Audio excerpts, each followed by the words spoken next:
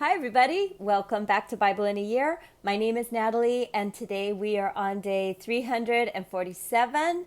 Welcome to the channel. I am so happy that you're here today. We are going to be reading out of 2 Chronicles chapter 18. We are already finishing Haggai by reading Haggai chapter 2. And then we're going to close out our day with John chapter 12, verses 37 through 50. So let's get started. 2 Chronicles chapter 18. Here we go. Now Jehoshaphat had riches and honor in abundance, and he allied himself with Ahab. After some years, he went down to Ahab to Samaria. Ahab killed sheep and cattle for him in abundance, and for the people who were with him, and moved him to go up with him to Ramoth-Gilead. Ahab, king of Israel, said to Jehoshaphat, king of Judah, "Will you go with me to Ramoth-Gilead?" He answered him, "I am as you are, and my people as your people. We will be with you in the war." Jehoshaphat said to the king of Israel, "Please inquire first of Yahweh's word."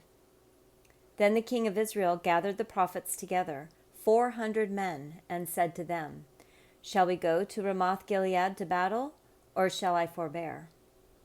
They said, "Go up, for God will deliver it into the hand of the king."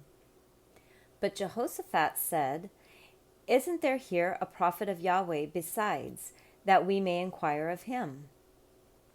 The king of Israel said to Jehoshaphat, "There is yet one man by whom we may inquire of Yahweh, but I hate him, for he never prophesies good concerning me, but always evil. He is Micaiah, the son of Imlah." Jehoshaphat said, "Don't let the king say so." Then the king of Israel called an officer and said, "Get Micaiah, the son of Imlah, quickly." Now the king of Israel and Jehoshaphat, the king of Judah, each sat on his throne, arrayed in their robes, and they were sitting in an open place at an entrance of the gate of Samaria, and all the prophets were prophesying before them. Zedekiah, the son of Chenaanah, made himself horns of iron and said, "Yahweh says, with these you shall push the Syrians until they are consumed."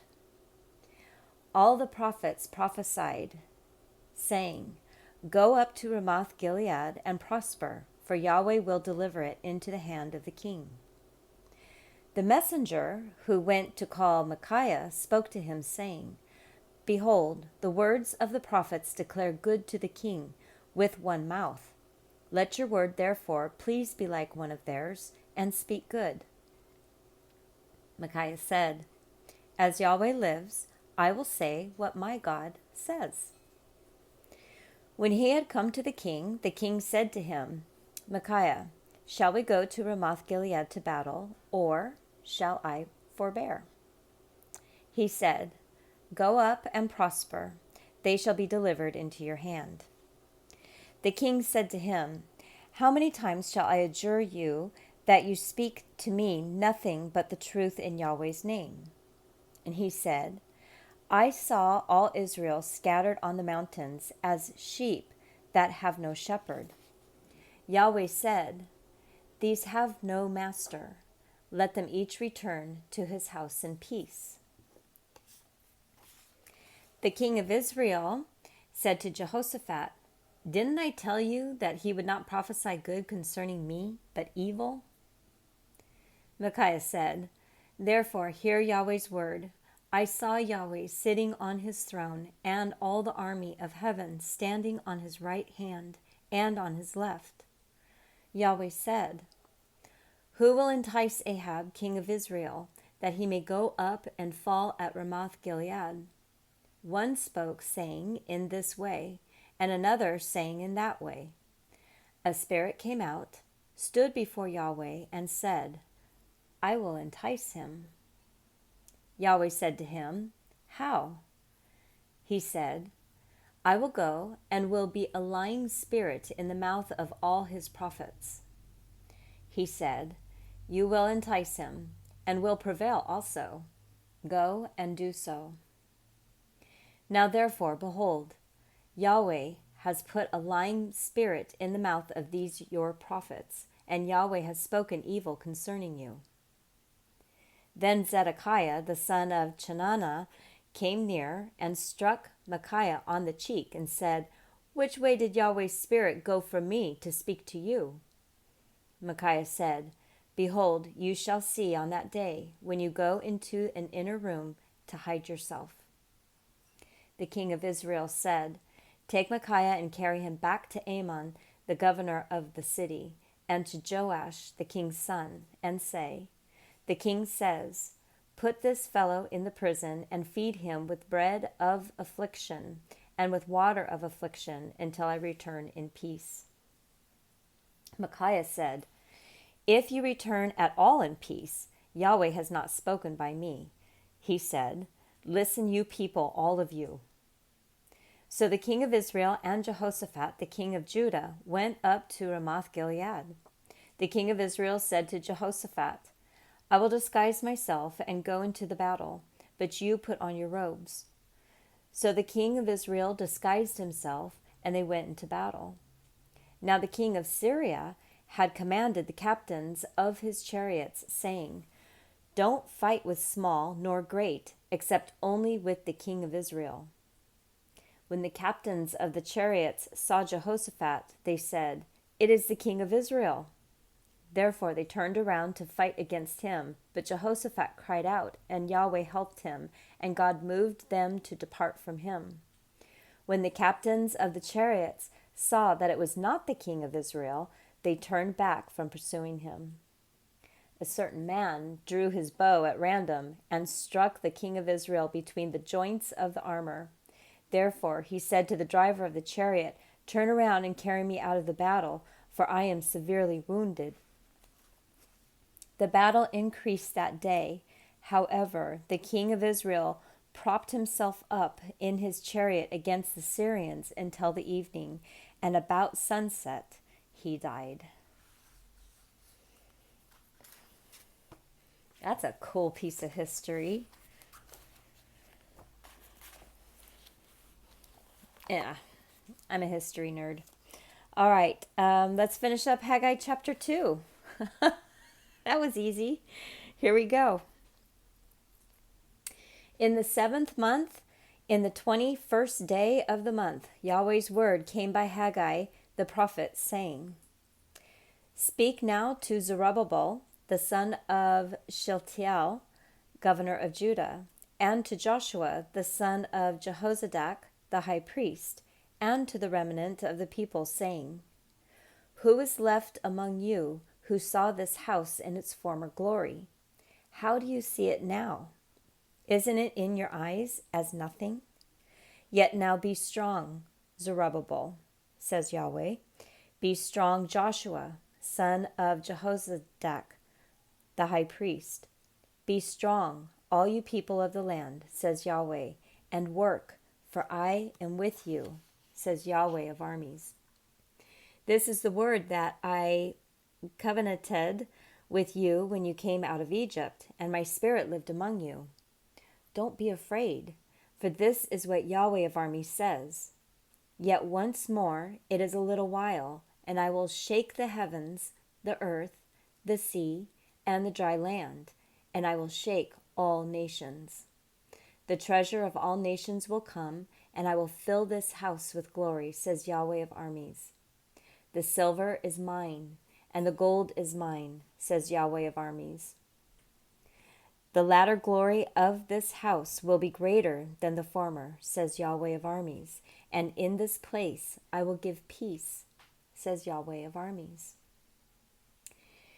In the 24th day of the 9th month, in the 2nd year of Darius, Yahweh's word came by Haggai the prophet, saying, Yahweh of armies says, Ask now the priests concerning the law, saying, If someone carries holy meat in the fold of his garment, and with his fold touches bread, stew, wine, oil, or any food, will it become holy?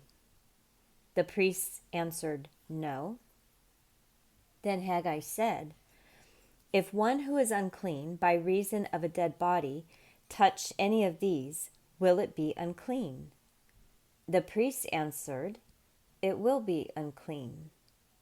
Then Haggai answered, "So is this people, and so is this nation before me, says Yahweh, and so is every work of their hands. That which they offer there is unclean. Now please consider from this day and backward, before a stone was laid on a stone in Yahweh's temple. Through all that time, when one came to a heap of 20 measures, there were only 10. When one came to the wine vat to draw out 50, there were only 20. I struck you with blight, mildew, and hail in all the work of your hands, yet you didn't turn to me, says Yahweh. Consider, please, from this day and backward, from the 24th day of the 9th month, since the day that the foundation of Yahweh's temple was laid. Consider it. Is the seed yet in the barn? Yes, the vine, the fig tree, the pomegranate, and the olive tree haven't produced. From today, I will bless you." Yahweh's word came a second time to Haggai in the 24th day of the month, saying, Speak to Zerubbabel,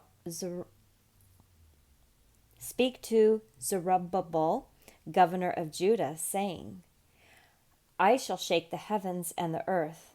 I will overthrow the throne of kingdoms. I will destroy the strength of the kingdoms of the nations, and I will overthrow the chariots of those who ride in them. The horses and their riders will come down, everyone by the sword of his brother. In that day, says Yahweh of armies, I will take you, Zerubbabel, my servant, the son of Shealtiel, says Yahweh, and will make you like a signet ring, for I have chosen you, says Yahweh of armies.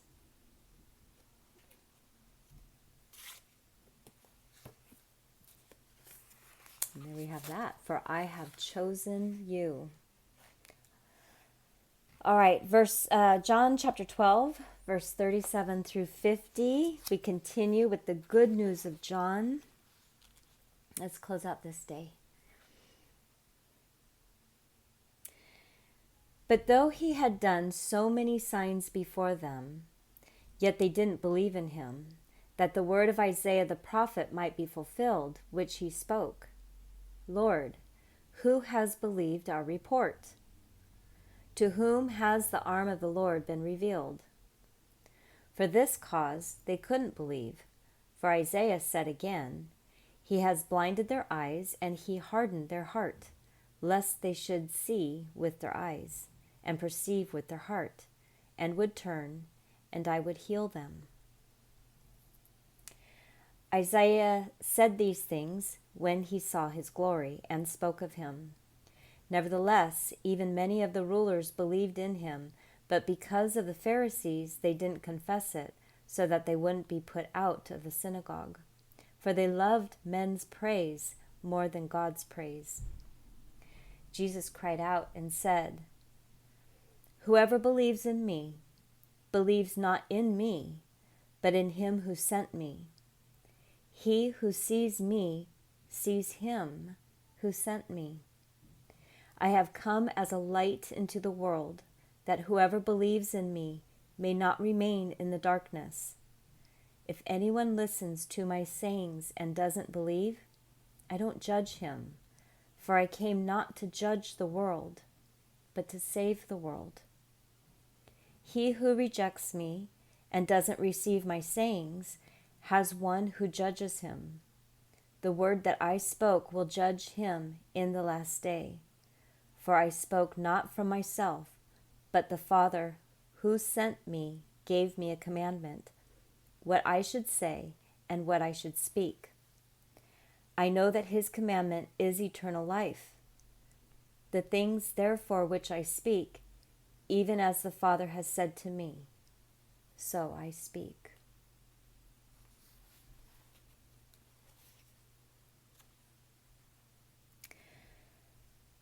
So, back in the day, maybe the 80s or 90s, there was often a saying, what would Jesus do? You remember that?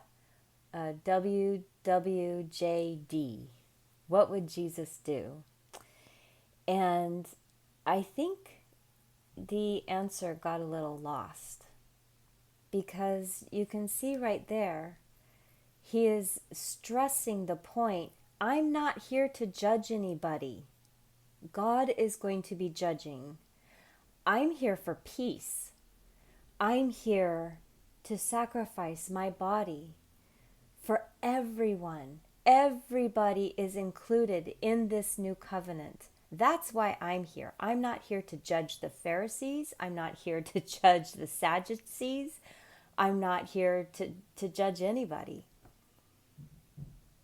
And so I feel when I'm in some sort of confrontation and I hear that little whisper, what would Jesus do? It's certainly not to judge whatever is in front of me. It is to move forward with compassion and love, open ears and a closed mouth. And that's what Jesus would do. I'm really enjoying these last few chapters because he is really making his case. I hope everybody is listening to the words and really taking them to heart. God loves us. He loves us so much that he sent his son for a brand new covenant. So thank you for stopping by today. Come on back for tomorrow, which will be day 348. Have the most wonderful day, and I will see you tomorrow. Bye.